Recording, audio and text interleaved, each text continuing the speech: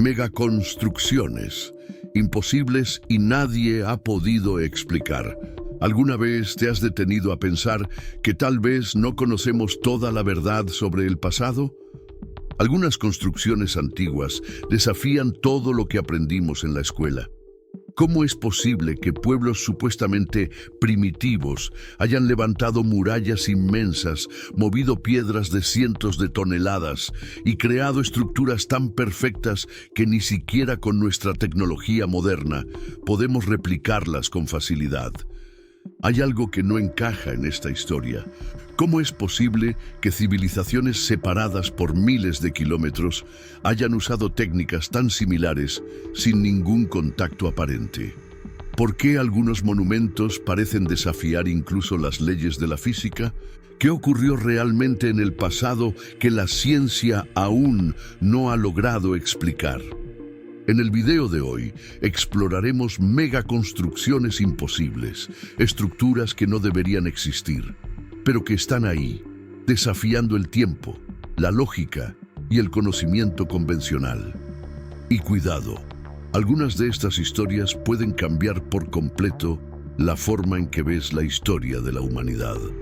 Así que suscríbete al canal para no perderte ningún contenido como este. Ahora, prepárate para adentrarte en un mundo de misterios y monumentos que parecen desafiar todas las leyes de la física y la ingeniería convencional.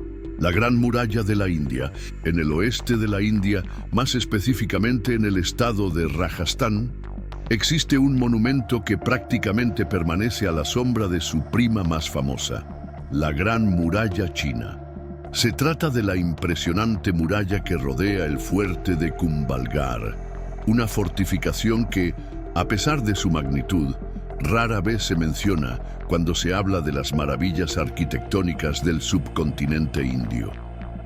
El fuerte se encuentra cerca de la cordillera de Aravalli, una región de colinas, vegetación escasa y clima árido, lo que hace que su apariencia sea aún más imponente en contraste con el paisaje. La muralla, que tiene más de 80 kilómetros de extensión, sigue un trazado sinuoso que se adapta al terreno accidentado. En muchos tramos, presenta torres de vigilancia y fortines, además de enormes puertas que protegían el acceso al interior. Se cree que hubo en total 7 grandes portales con puentes levadizos y mecanismos de defensa, aunque algunos de ellos hoy están en ruinas debido al paso del tiempo. En los tramos mejor conservados, la estructura alcanza hasta 15 metros de altura, construida con enormes bloques de piedra encajados con una precisión que impresiona a los visitantes. La narrativa oficial atribuye el proyecto inicial al gobernante Rana Kumbha, un maharajá del siglo XV que habría consolidado esta obra para defenderse de las invasiones de otros reinos rivales. Sin embargo, antiguas leyendas locales sugieren que los cimientos de este complejo podrían ser mucho más antiguos. Algunas referencias orales hablan de un sistema defensivo preexistente que habría sido ampliado por los maharajás. Para corroborar esta hipótesis, algunos arqueólogos señalan diferencias en las capas inferiores de la muralla, lo que indica el uso de técnicas de construcción posiblemente anteriores al período medieval. Una de las curiosidades que rodea a esta estructura es el hecho de que sus bloques de piedra están encajados muchas veces sin aparente uso de argamasa. Este tipo de mampostería requiere cálculos precisos para garantizar estabilidad, incluso en terrenos irregulares. Es común que al caminar por los pasillos y escaleras se observen bloques que se ajustan como un rompecabezas, lo que contrasta con construcciones más tardías que utilizaban abundante argamasa y menos precisión en el corte de las piedras. Esta sofisticación ha generado comparaciones con otras murallas del mundo, resaltando la idea de que los pueblos antiguos a menudo dominaban habilidades que, desde nuestra percepción moderna, parecen demasiado avanzadas. En el paisaje desértico de Rajastán, la muralla atraviesa valles y montañas con partes parcialmente enterradas por dunas de arena, lo que sugiere siglos de abandono y olvido. Hay secciones que prácticamente se han perdido, con piedras cubiertas por vegetación baja y arbustos espinosos. Otras partes, restauradas para el turismo, permiten imaginar la imponencia original del fuerte cuando estaba custodiado por soldados, arqueros y toda la corte del Maharaja. Aunque está vinculada a episodios históricos importantes como resistencias a invasiones enemigas y asedios prolongados, muchos aspectos de Kumbhalgarh siguen sin una explicación definitiva. No existen registros claros sobre cuántos trabajadores fueron reclutados para levantar las defensas, ni relatos detallados sobre el tiempo real de construcción. Lo que se sabe es que, a lo largo de los siglos, diferentes dinastías dejaron su huella, añadiendo templos, palacios y estructuras auxiliares, siempre respetando el trazado principal. En los pueblos cercanos, los guías locales cuentan historias de tesoros secretos, pasadizos subterráneos e incluso túneles que conectarían el fuerte con otras ciudadelas de Rajastán. Se habla, por ejemplo, de una red de túneles que podría albergar ejércitos enteros y provisiones para resistir asedios. Pero estos pasajes aún no han sido completamente mapeados ni confirmados. Algunos entusiastas de la arqueología mística señalan posibles paralelismos entre Kumbhalgarh y los murales hindúes que representan la ciudad de Dvaraka, supuestamente fundada por el dios Krishna. ¿Podría esta muralla ser un eco de un conocimiento arquitectónico ancestral transmitido a través de las castas de constructores y talladores de piedra de la India? Al considerar la vastedad del patrimonio indio, con diversos reinos e imperios que florecieron en épocas distintas, no sorprende que parte de estos monumentos guarde orígenes y funciones desconocidas. Quizás la mayor sorpresa sea darse cuenta de cómo este lugar, que debería figurar en cualquier lista de maravillas del mundo, ha permanecido relativamente desconocido. Kumbhalgarh y su muralla no cuentan con la misma proyección internacional que sitios como el Taj Mahal, pero en términos de ingeniería militar antigua, rivalizan con muchas otras fortificaciones más famosas. Aunque la explicación más tradicional sea que la fortaleza se remonta al siglo XV, quien visita la región no puede evitar sentir que hay algo más profundo en su historia. El grado de mecanización en la elaboración de las piedras y la robustez de las murallas, capaces de resistir terremotos e inclemencias del clima desértico, refuerzan la idea de que la construcción podría superar el tiempo atribuido por las crónicas oficiales. Dado que la mayor parte de los registros locales proviene de baladas épicas y relatos orales, es posible que mucha información se haya perdido o modificado a lo largo de las generaciones. En medio de tantas incertidumbres, lo que queda es la constatación de que esta muralla india se inscribe en la categoría de megaconstrucciones inusuales que, de alguna manera, parecen ser fruto de técnicas o conocimientos aún no completamente comprendidos. Tal vez futuros estudios arqueológicos, empleando tecnologías como LIDAR o exámenes de datación más precisos, puedan arrojar luz sobre su periodo exacto de fundación. Hasta entonces, el misterio permanece. Las casas dragón de la isla de Eubea. En la isla griega de Eubea, la imaginación del visitante puede tomar rumbos imprevisibles al conocer las llamadas casas dragón. Antes incluso de ser investigados por arqueólogos, estos edificios exudaban un aura de leyenda. La designación Dracospita evoca el misticismo de dragones o seres titánicos, pero también refleja la sensación de que solo criaturas sobrehumanas podrían haber erigido tales estructuras. Las construcciones tienen gruesas paredes de piedra, hechas con bloques gigantescos encajados de manera magistral. En muchos puntos, la superficie de las piedras exhibe cortes lisos, formando ángulos tan precisos que cuesta creer que hayan sido tallados con simples herramientas de bronce o hierro, como se supone para la época. Los techos están formados por losas colosales, apoyadas sobre las paredes, de manera que crean especies de cámaras, recordando algunos templos megalíticos encontrados en otras partes del Mediterráneo. La cronología exacta de estas casas dragón está lejos de ser unánime. Hay quienes sugieren que pueden ser anteriores a los periodos clásicos griegos, quizá originarias de una civilización prehelénica que floreció en la isla y dejó pocos vestigios, oscurecidos por siglos de ocupación griega y posterior romanización. La ausencia de restos cerámicos típicos, la dificultad de establecer una datación por radiocarbono y el hecho de que no haya menciones literarias claras a estas construcciones en la mitología griega tradicional alimentan el enigma. En algunas de las casas dragón, la entrada está resguardada por dinteles monumentales, donde inmensos bloques horizontales se apoyan, pareciendo desafiar la gravedad. El interior puede exhibir nichos esculpidos en la piedra, estantes o pequeños recovecos que podrían haber servido para guardar ofrendas o utensilios de culto. Una de las hipótesis planteadas por los investigadores es que en lugar de simples viviendas, estos espacios hayan sido templos dedicados a divinidades locales o lugares de refugio espiritual en medio de las montañas. Las leyendas populares cuentan historias de gigantes o dragones que en tiempos inmemoriales habitaban las montañas de Eubea y construyeron sus moradas en roca.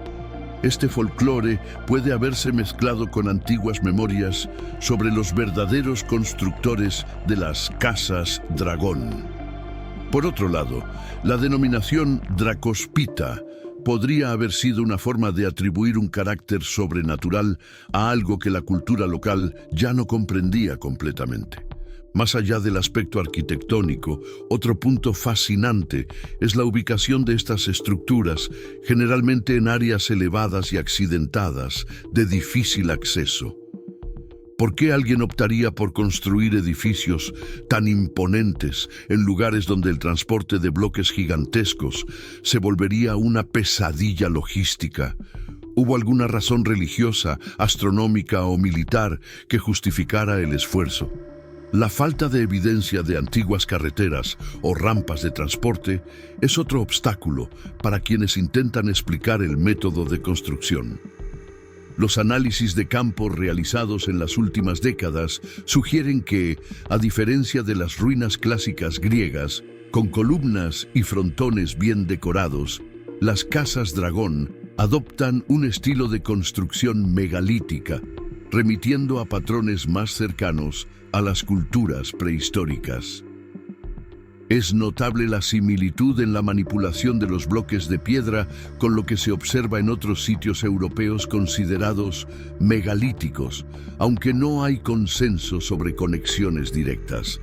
Algunos teóricos alternativos especulan que podría haber existido una cultura pan-mediterránea antigua, prediluviana o ligada a civilizaciones hipotéticas que dejó marcas en puntos aislados como Eubea, Malta, Cerdeña, Creta y otros lugares. La arqueología convencional, sin embargo, aún no ha encontrado elementos que confirmen esta idea. Para la mayoría de los estudiosos, lo más probable es que se trate de un grupo local aislado, con conocimientos especializados en albañilería y que por razones desconocidas desarrolló esta forma monumental de construcción. La mayor curiosidad surge al analizar el peso de las losas de cobertura en algunas casas dragón. Estimaciones indican bloques de varias toneladas que hoy serían difíciles de manejar incluso con grúas modernas. La pregunta inevitable es: ¿cómo estas poblaciones de la Edad del Hierro, o quizá incluso de la Edad del Bronce, lograban transportar y erigir tales monolitos en terrenos tan escarpados? Los senderos de acceso son estrechos y no hay señales evidentes de rampas de gran extensión.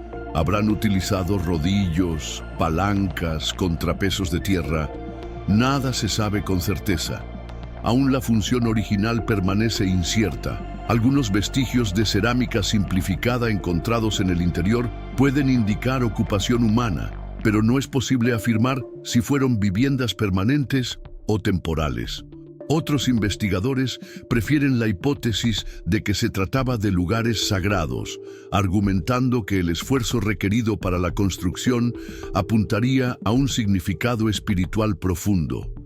También hay quienes sugieren que podrían haber sido puntos de vigilancia o refugios de emergencia, aunque los interiores parecen haber sido diseñados para propósitos más específicos que una simple defensa militar.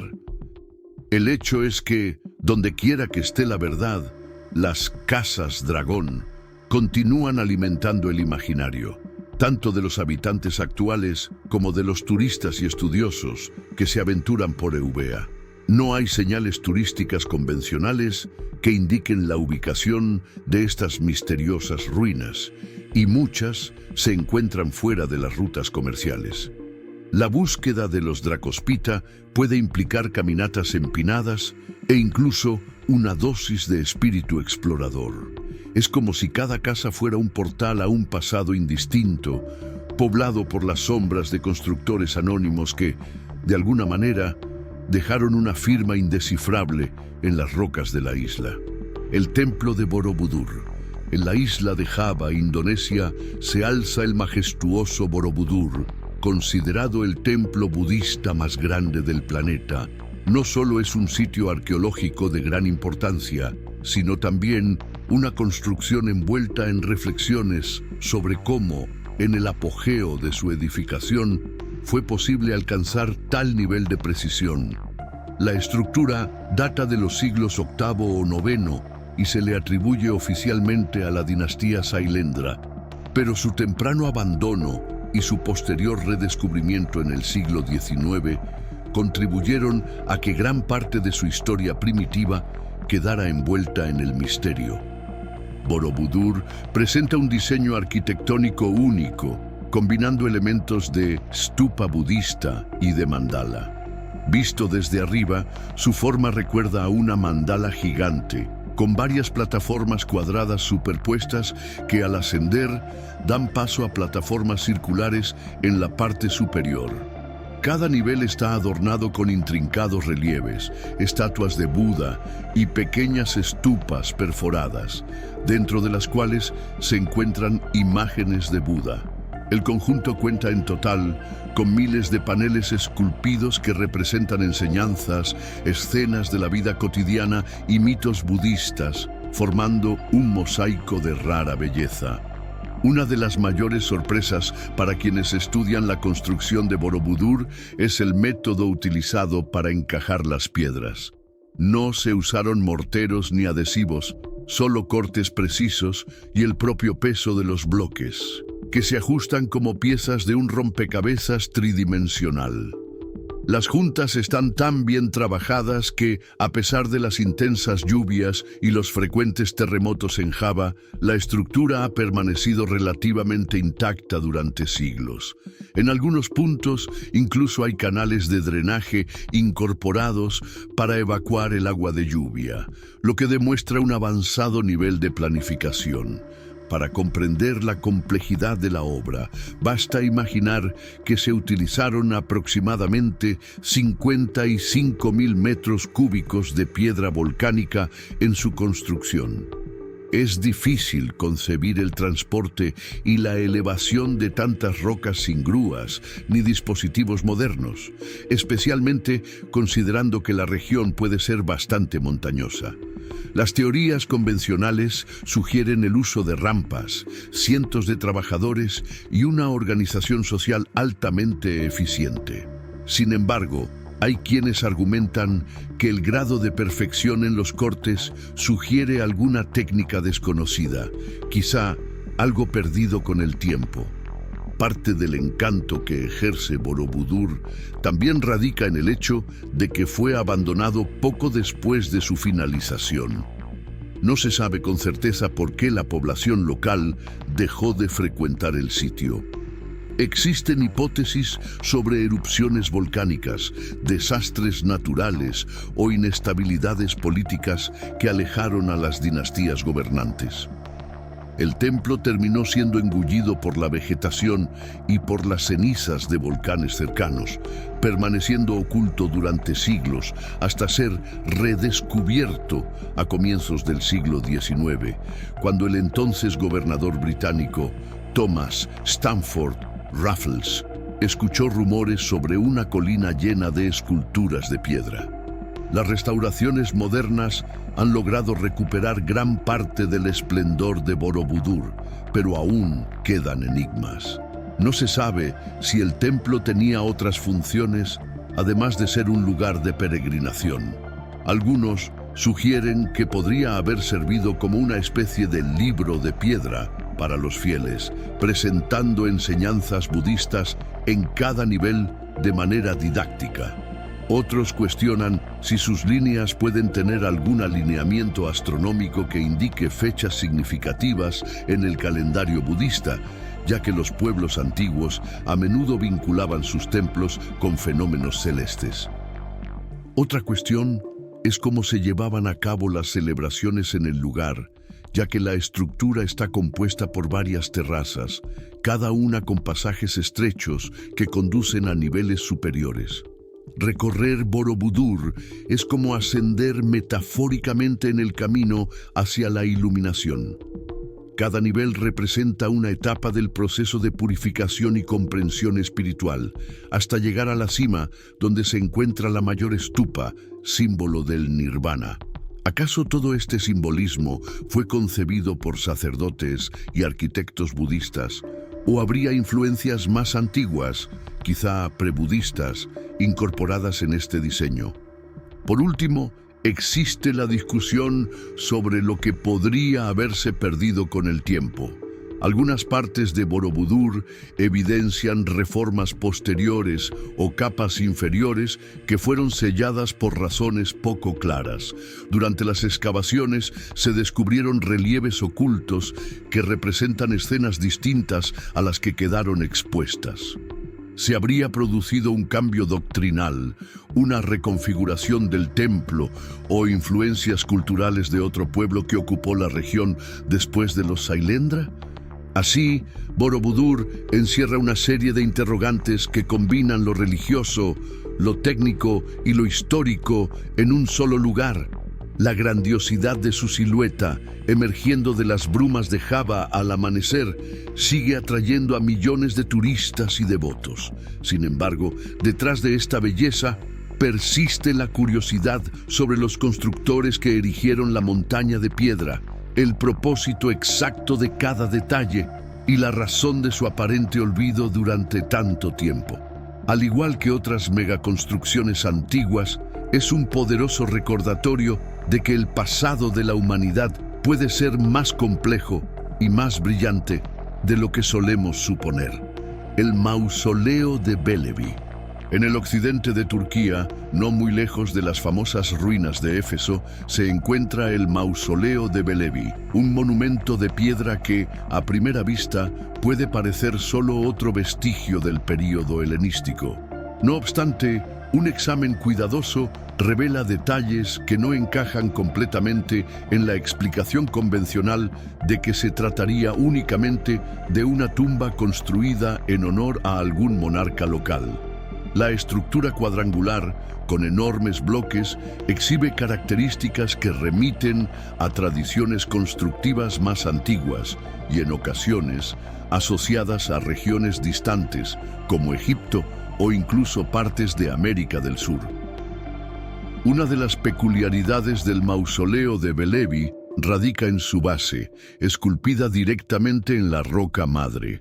En lugar de erigirse sobre cimientos convencionales, hubo un importante trabajo de excavación y nivelación, como si los constructores quisieran integrar parte de la obra en el propio suelo, garantizando estabilidad y siguiendo un proyecto muy bien definido. Esta técnica de esculpir la roca para obtener grandes bloques, moldeados de manera casi perfecta, no es común en la arquitectura clásica griega de la región, lo que despierta curiosidad.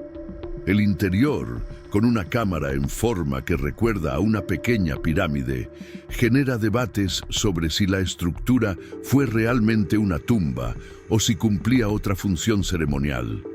Algunos estudiosos sostienen que podría ser un mausoleo real, pero que incorporó influencias egipcias traídas por viajeros o arquitectos de la diáspora helenística. Otros ven un enigma mayor: el uso de bloques gigantes, algunos con protuberancias típicas de los llamados mamelones de cantera, sugiere paralelos con construcciones en Perú, en Sacsayhuamán y Ollantaytambo, y en Egipto, en ciertos templos de piedra caliza.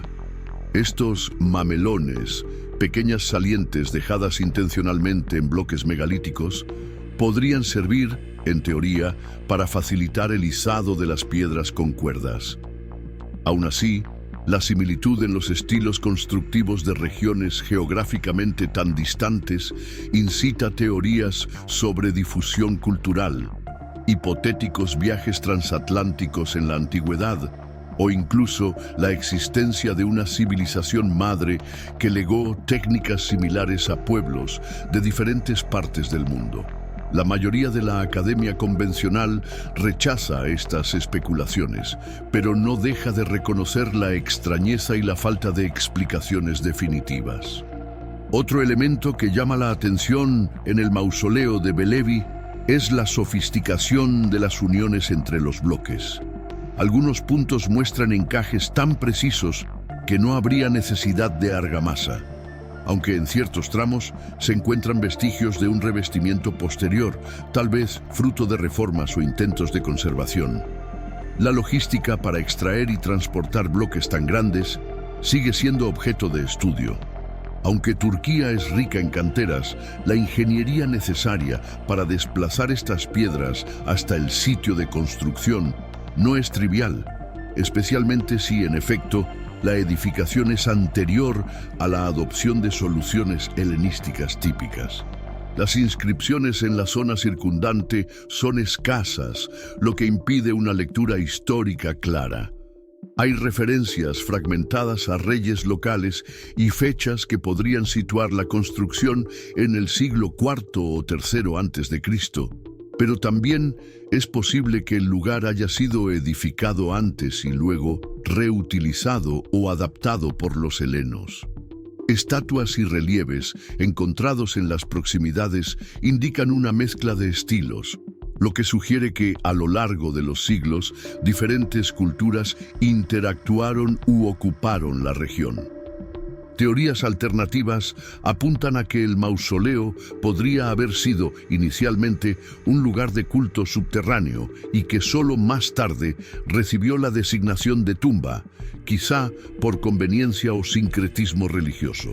La semejanza de la cámara interna con una pirámide más pequeña no debe ser ignorada, ya que en la historia antigua las pirámides no fueron exclusivas de Egipto.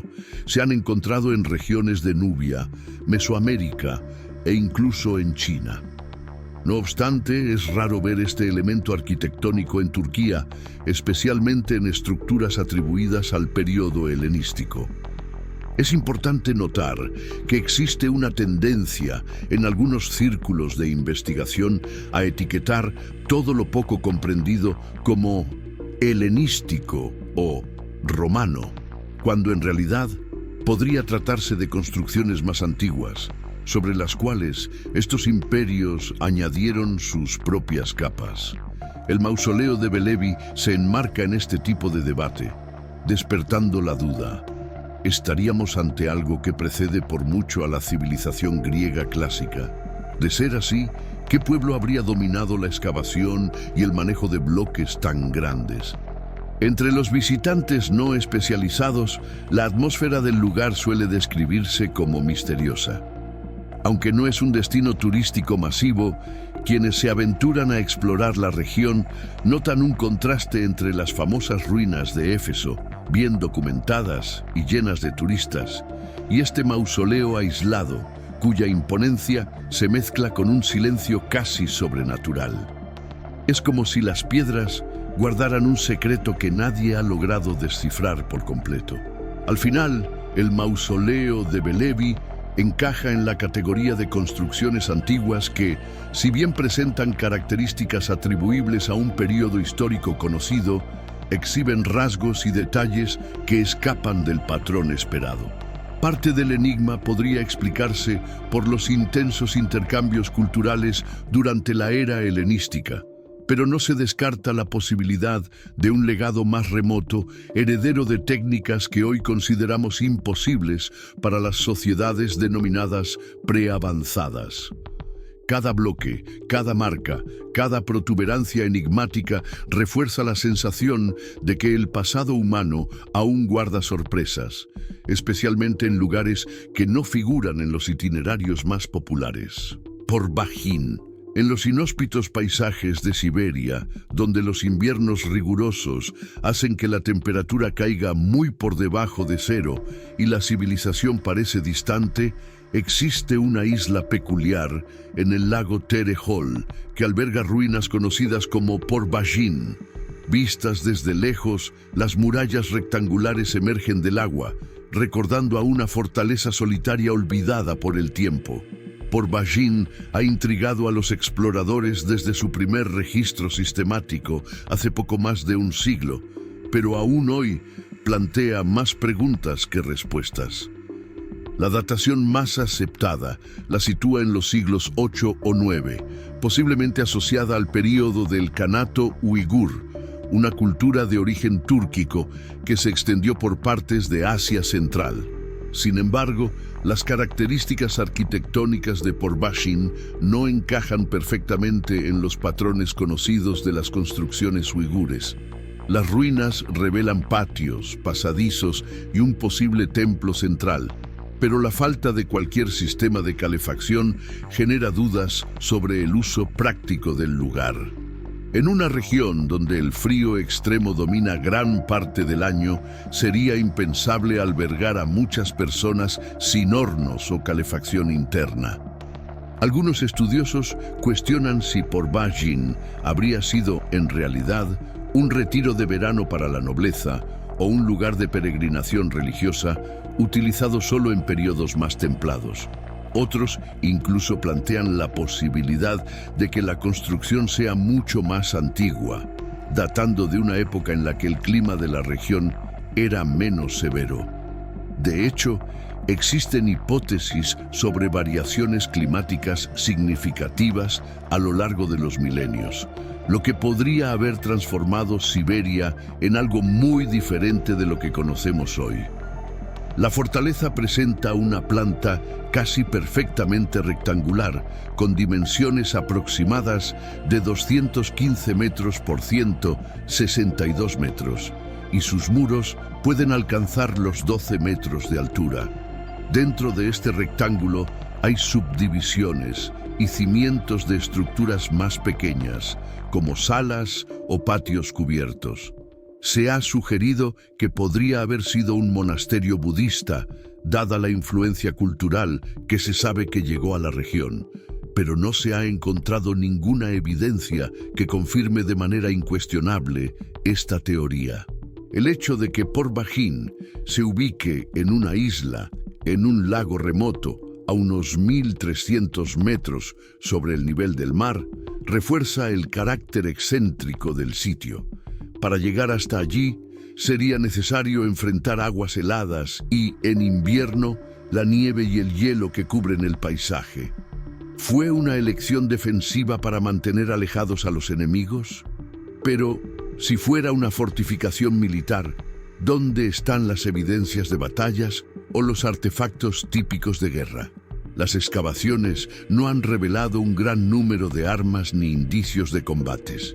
La ausencia de registros históricos detallados sobre Porbajín complica aún más su comprensión. No hay menciones claras en documentos chinos, mongoles o rusos de la época. La región de Siberia, incluso en los periodos en que fue integrada en imperios, permaneció en gran parte desconocida o poco documentada. El nombre Por-Bajín, por ejemplo, deriva de términos locales que podrían significar algo como casa de barro, aunque la estructura incluye una cantidad significativa de piedra y madera. El abandono del lugar también está envuelto en misterio. Si fue utilizado por una élite cultural o religiosa, ¿por qué fue dejado de manera abrupta o sin registros? Existen señales de incendio en algunas partes, lo que plantea la hipótesis de una destrucción repentina. Sin embargo, no se sabe si el fuego fue resultado de un ataque, un accidente o un ritual de abandono. Cuanto más investigan los arqueólogos, más capas de incertidumbre surgen, ya que la desolación de la región ha contribuido a mantener bien guardados sus secretos. Por-Bajín puede interpretarse como un microcosmos de muchos otros sitios en el mundo, aparentemente fuera de lugar y de época. Su diseño ordenado no concuerda con las construcciones tradicionales de los pueblos nómadas que habitaban gran parte de Siberia. Incluso si realmente fuera obra del Kanato uigur, sigue sorprendiendo su forma rectangular bien definida y la complejidad de su estructura interna. La teoría de un antiguo observatorio astronómico también ha sido considerada por algunos, dada la posible orientación de las paredes en relación con los puntos cardinales. Queda a la imaginación especular si en un pasado remoto el clima era lo suficientemente templado como para hacer de Por-Bajín un lugar habitable durante todo el año, o si la fortaleza tenía fines ceremoniales, donde los peregrinos viajaban para rituales estacionales. Tal vez aún existan documentos ocultos en bibliotecas de Asia Central, escritos por cronistas medievales que mencionen este curioso bastión. Sin pruebas concretas, Por-Bajín se mantiene firme como una pieza singular de la arqueología, planteando la clásica cuestión: ¿cuántos capítulos de nuestra historia están literalmente congelados en regiones aisladas, esperando ser descongelados por los avances de la investigación? Cuelap. En los Andes del norte de Perú, entre las frecuentes neblinas y la vegetación del bosque nuboso, se alza la ciudadela de Cuelap, frecuentemente asociada con la cultura de los chachapoyas. Estos antiguos habitantes eran conocidos por los incas como el pueblo de las nubes, posiblemente en referencia a la elevada ubicación de sus dominios, entre valles profundos y montañas escarpadas.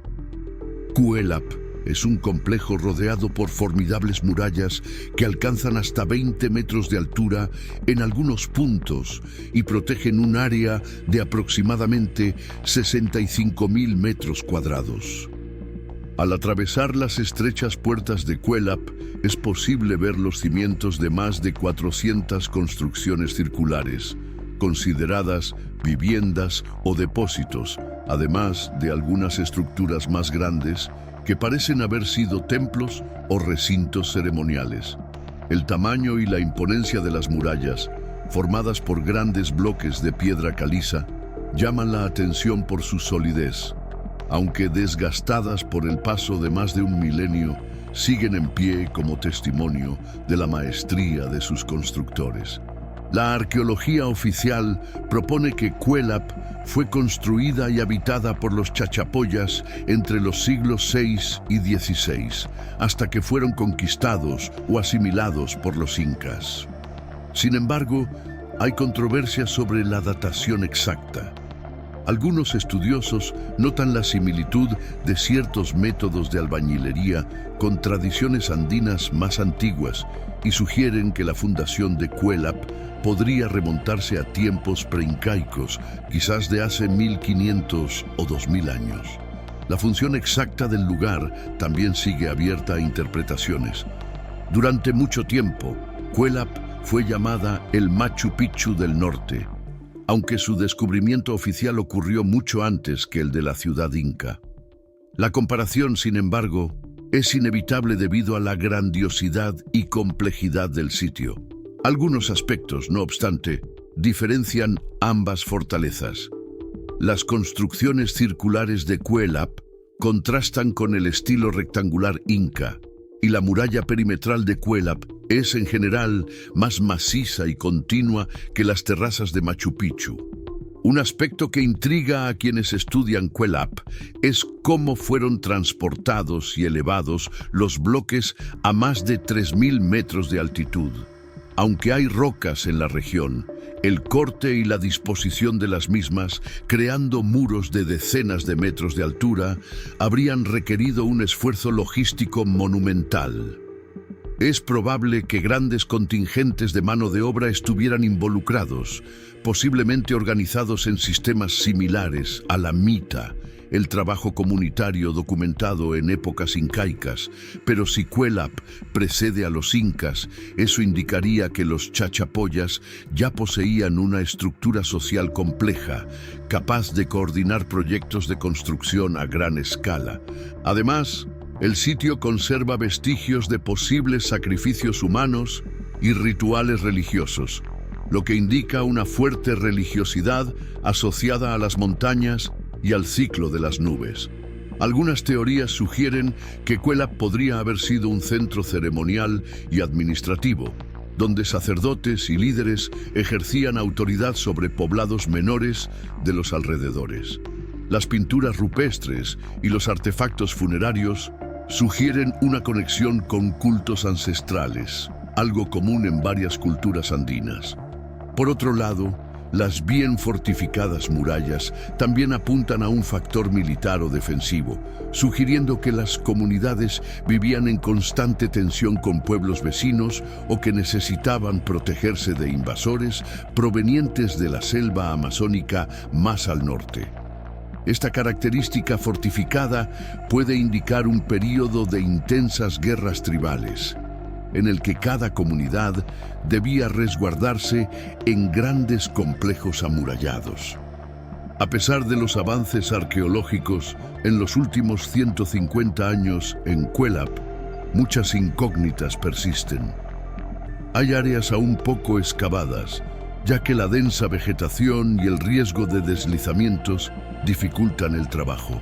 La falta de registros escritos directos de la cultura chachapoyas también complica la reconstrucción exacta de sus costumbres y jerarquías sociales. Las crónicas españolas que mencionan a los chachapoya como personas de gran estatura y piel más clara, en comparación con otros pueblos andinos, también generan debates sobre posibles orígenes distintos. En tiempos recientes, la región ha comenzado a recibir más turistas, lo que ha impulsado mejoras en el acceso y nuevas iniciativas de investigación. La instalación de un teleférico ha facilitado la llegada de visitantes, pero también ha suscitado preocupaciones sobre el impacto ambiental y la conservación del sitio. Siempre existe el dilema entre promover el turismo cultural y proteger la autenticidad de lugares tan antiguos y frágiles. Lo cierto es que, incluso con estudios intensivos, Cuelap mantiene su aire de misterio. No se sabe con certeza cómo un pueblo considerado menor por los incas logró construir algo tan monumental y duradero. Tal vez sea un ejemplo de cómo las civilizaciones antiguas de América tenían niveles de organización y conocimiento que superan lo que se imagina cuando se sigue únicamente una línea convencional de la historia.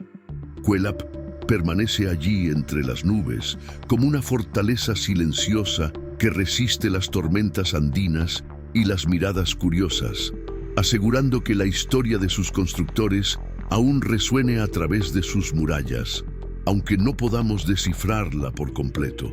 Gilgal Refaim, en las colinas del Golán, una región disputada donde hoy convergen las fronteras de Israel, Siria, Líbano y Jordania, se encuentra un sitio megalítico llamado Gilgal Refaim, también conocido en hebreo como la Rueda de los Gigantes.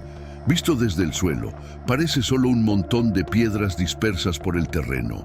Sin embargo, desde las alturas, se revela un gran diseño circular, con anillos concéntricos de piedra que superan los 150 metros de diámetro. En el centro hay una tumba tumular elevada, lo que añade un aire aún más enigmático al lugar. Históricamente, esta región se asocia con relatos bíblicos que mencionan Bashan, la tierra del legendario rey Og, descrito como un gigante. El nombre Gilgal-Refaim hace referencia a los Refaim, una supuesta raza de seres gigantes que habría habitado esa zona. Aunque la arqueología ha intentado ofrecer explicaciones más mundanas para su construcción, el imaginario popular sigue dotando al sitio de una fuerte connotación mítica. Estudios indican que el sitio pudo haber sido erigido alrededor del 3000 a.C. o 2700 a.C., lo que lo sitúa en la misma franja de antigüedad que monumentos como Stonehenge, en Inglaterra. Esta coincidencia temporal es notable, aunque no existen evidencias de contacto directo entre los constructores del Medio Oriente y los pueblos que levantaron Stonehenge en Europa. Por otro lado, algunos sugieren que ambos podrían haber tenido una finalidad similar, relacionada con observaciones astronómicas o prácticas rituales vinculadas a los ciclos solares y lunares. Los círculos de Gilgal-Refaim están formados por muros de piedra sin argamasa, organizados en al menos 5 anillos. Algunos investigadores han identificado posibles alineaciones con fenómenos celestes, como la salida del sol en el solsticio de verano, lo que reforzaría la teoría de un antiguo observatorio prehistórico.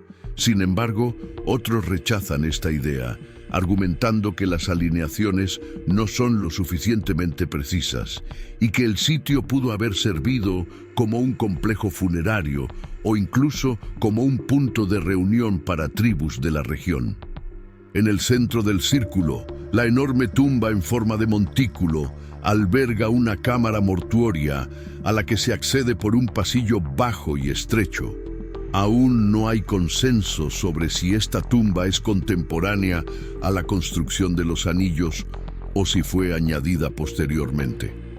La dificultad para realizar excavaciones sistemáticas en una región marcada por tensiones geopolíticas ha contribuido a mantener las incógnitas.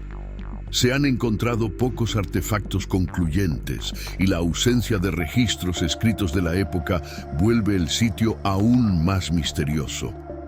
Las piedras utilizadas en la construcción de los anillos pueden alcanzar varias toneladas de peso, lo que sugiere un esfuerzo colectivo monumental.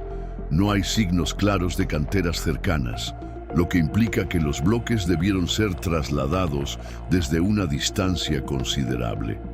Un proyecto de esta magnitud requiere planificación y mano de obra organizada, lo que contradice la visión tradicional de que las poblaciones del Bronce temprano en la región eran esencialmente tribus seminómadas, sin una estratificación social suficiente para llevar a cabo grandes construcciones. Algunas hipótesis sugieren que Gilgal-Refaim pudo haber sido un sitio para rituales de fertilidad, donde diversas tribus se reunían en ciertas épocas del año para ceremonias y actividades comerciales.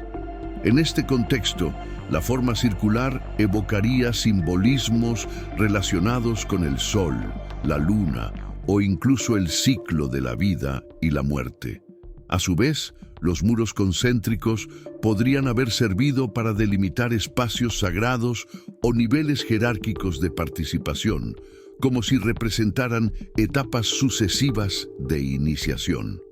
La tradición bíblica sobre los Refaim, asociados a pueblos de gigantes que habitaron la región, suele mencionarse en los recorridos turísticos. Es inevitable que la imaginación se desborde al pensar en gigantes levantando enormes piedras para construir un círculo monumental. Si esta leyenda tiene algún fundamento, es difícil de determinar, pero en muchas partes del mundo, los mitos y los sitios arqueológicos van de la mano. Es posible que en la antigüedad existieran personas de estatura inusual o guerreros famosos por su fuerza, lo que pudo haber dado origen a relatos de gigantes.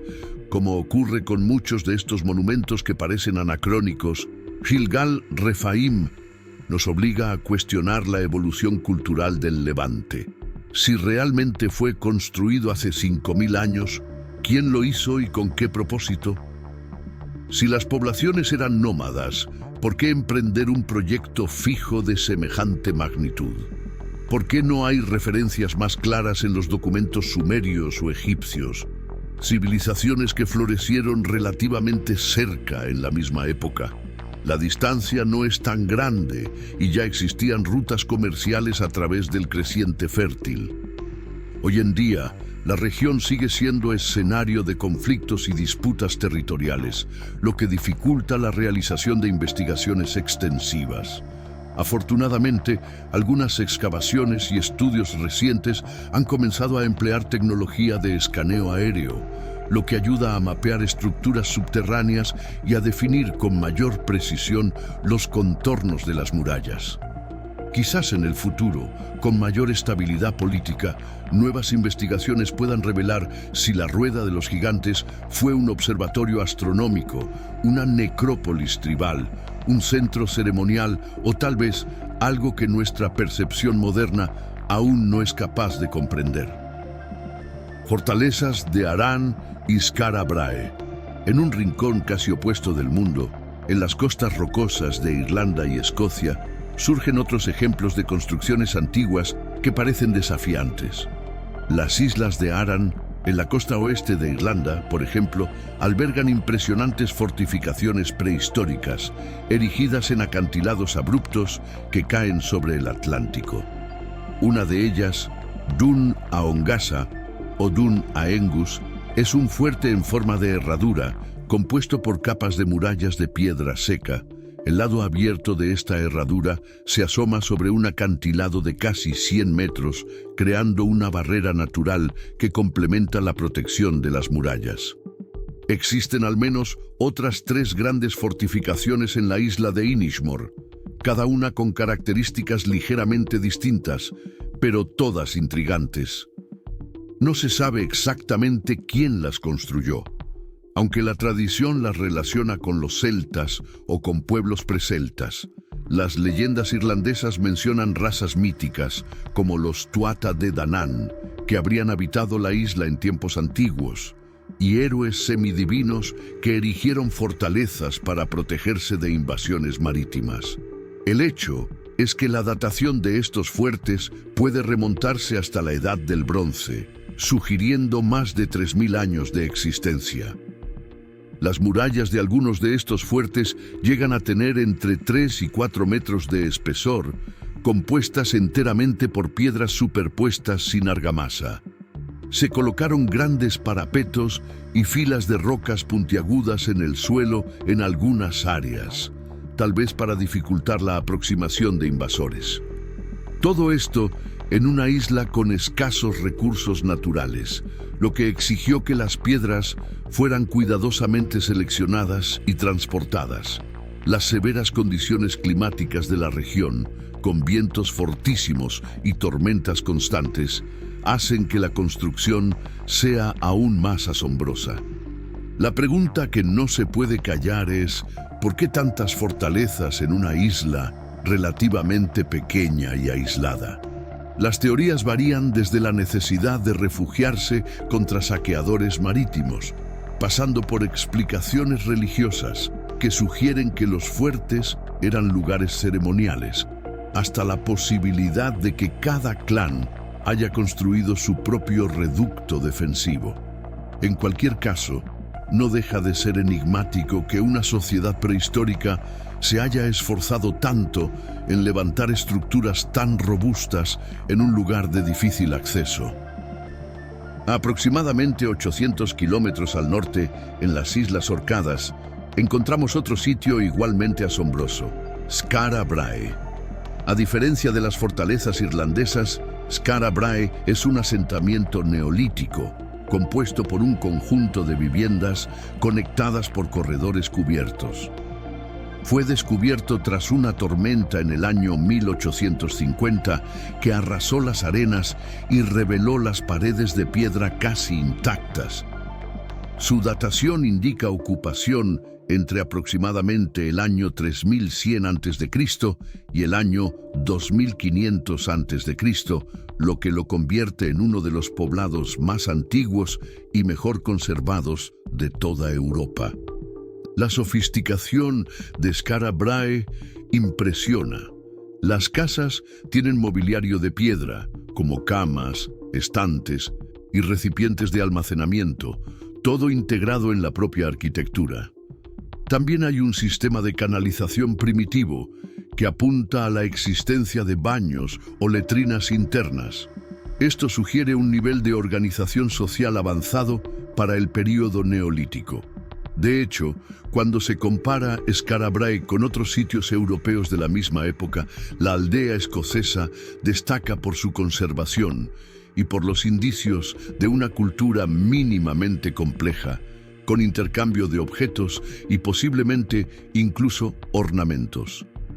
La cuestión es, ¿cómo, hace 5000 años, personas que vivían en una isla de clima hostil diseñaron un asentamiento tan funcional?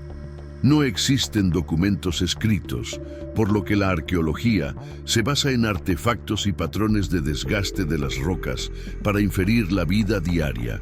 Se han descubierto puntas de flecha, utensilios de hueso y cerámica bien trabajada, lo que indica una subsistencia basada en la pesca, la caza y una agricultura limitada. Pero aún así, la construcción de casas interconectadas por corredores es algo inusual para la época. Algunos especulan que los habitantes de Skara Brae podrían haber recibido influencias de otras culturas marítimas del Atlántico Norte, tal vez manteniendo contactos con otras islas o con la costa europea. Después de todo, a pesar de su aparente aislamiento, las rutas marítimas existían desde la prehistoria, y poblaciones de pescadores y navegantes podrían haber intercambiado ideas y técnicas de construcción. Sin embargo, las peculiaridades de Skara Brae, como la uniformidad arquitectónica, también pueden indicar una comunidad cohesionada e ingeniosa que desarrolló soluciones únicas para su riguroso entorno. Tanto las fortalezas de las islas de Aran como el asentamiento neolítico de Skara Brae ilustran cómo diferentes sociedades, en distintas épocas, encontraron maneras de erigir construcciones duraderas y sorprendentemente modernas dentro de su contexto. Ya sean muros defensivos sobre acantilados o pequeñas casas de piedra con baños rudimentarios, cada una refleja un grado de conocimiento técnico y organizacional que, a primera vista, podría parecer inalcanzable para pueblos considerados primitivos. Estos sitios también revelan cómo, incluso en áreas marginales o remotas, el ingenio humano logró crear estructuras funcionales, sobreviviendo al paso de milenios y desafiándonos a replantear la noción de que la prehistoria estuvo dominada por vidas nómadas sin planificación. ¿Qué más puede estar enterrado o erosionado por los vientos del Atlántico, esperando ser desenterrado por casualidad o por la persistencia de investigadores curiosos? Al igual que en los demás casos mencionados, la preservación parcial de estas construcciones nos recuerda que la línea que separa lo posible de lo imposible es, con frecuencia, establecida por la limitación de nuestra propia mirada histórica. Cuando se recorre mentalmente este círculo de megaconstrucciones, desde la Gran Muralla de la India hasta las casas dragón de Eubea, pasando por el templo de Borobudur, el mausoleo de Belevi, las fortalezas solitarias de Porvajin en Siberia, las murallas ciclópeas de Cuélap en los Andes, el Gilgal Refaim en las colinas del Golán y las fortificaciones remotas de las islas de Arán y el asentamiento de Skara Brae. La conclusión inevitable es que la historia humana tiene muchos más matices de lo que suelen sugerir los manuales. Tal vez el mayor misterio sea cómo nuestros antepasados lograron, una y otra vez, superar obstáculos aparentemente infranqueables. Esto no implica abandonar las explicaciones racionales y atribuirlo todo a fuerzas sobrehumanas o alienígenas, aunque algunas personas creen en ellas. Basta con reconocer que incluso sin grúas, sin motores de vapor, sin electricidad ni computadoras, las civilizaciones antiguas desarrollaron métodos y tecnologías que hoy en día apenas comprendemos, pero que fueron altamente eficaces en su contexto. Es posible que ciertos conocimientos se hayan transmitido durante generaciones y luego se hayan perdido por completo en medio de conflictos, migraciones y catástrofes ambientales. Algunos pueblos pudieron haber dominado secretos de cantería, astronomía, agrimensura y organización social que, al caer en desuso, no dejaron un registro formal. Lo que queda son piedras monumentales, alineaciones astronómicas y reliquias enterradas que siguen desconcertando a las generaciones posteriores. En muchos casos, la arqueología ha ido sumando datos a la ecuación, esclareciendo partes del enigma. Estudios de ADN, análisis de restos de alimentos, mapeos láser del subsuelo y dataciones cada vez más precisas mediante radiocarbono o termoluminiscencia han ayudado a llenar algunas lagunas. Aún así, el panorama sigue incompleto, pues el tiempo y la naturaleza borran vestigios, los documentos se pierden y los relatos orales se transforman en leyendas. Estas megaconstrucciones también nos recuerdan que la creatividad y la determinación humanas pueden florecer incluso en los lugares más inhóspitos.